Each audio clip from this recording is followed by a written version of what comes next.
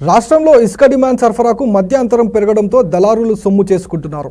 మావోయిస్టులు వారోత్సవాల నేపథ్యంలో ప్రభావిత ప్రాంతాల రీచ్ల నుంచి ఖనిజాభివృద్ధి సంస్థ వారం రోజుల పాటు ఇసుక సరఫరా నిలిపివేసింది. దాంతో ఇసుక ధరలు అమాంతం పెరిగాయి. రాష్ట్రంలోని ఇసుక రీచ్ల్లో సింహభాగం గోదావరి నదిలోనే ఉన్నాయి. కొద్ది రోజులుగా కుండపోతగా కురుస్తున్న వర్షాలతో చాలా రీచ్లు మూతబడ్డాయి. కొన్ని చోట్ల ముందే తవ్వితీసి స్టాక్ యార్డుల్లో నిల్వ చేశారు. కానీ అక్కడికి వెళ్లే రహదారులు బురదమయమయ్యాయి. ములుగు జిల్లా రాంపూర్ స్టాక్ యార్డుల్లో 4 లక్షల టన్నుల ఇసుక ఉంది. బీటీ రోడ్డుకు ఇసుక రీచ్ కు మధ్య 6 కిలోమీటర్ల మేర కంకర రోడ్డు ఉంది. అది బురదమయం కావడంతో సరఫరా చేయలేకపోతున్నామని టీజీఎండీసీ వర్గాలు తెలిపాయి. పస్రా తాడ్వాయి గ్రామాల మధ్య రోడ్డు దెబ్బతింది. మరోవైపు జూలై 28 నుంచి ఆగస్టు 3 తేదీ వరకు మావోయిస్టుల వారోత్సవాల సందర్భంగా ప్రభావిత ప్రాంతాల నుంచి ఇసుక సరఫరాను టీజీఎండీసీ నిలిపివేసింది. రాష్ట్రంలో దాదాపు 20 రీచ్లు ఉంటే 10 నుంచి 12 మాత్రమే ప్రస్తుతం అందుబాటులో ఉన్నాయి.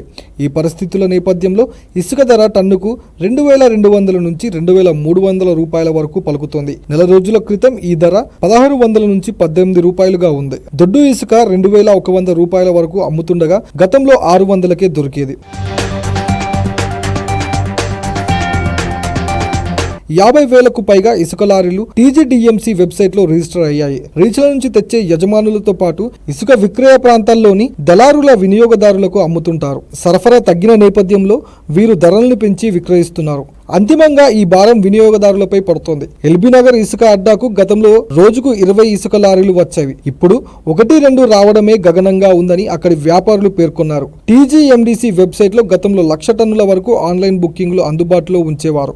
ఇప్పుడు 50 నుంచి 55,000 టన్నులకు పరిమితమైంది. రోడ్లు బాగాలేని కారణంగా ఈ బుకింగ్ల సరఫరాలోనూ విపరీతమైన జాప్యం జరుగుతోంది.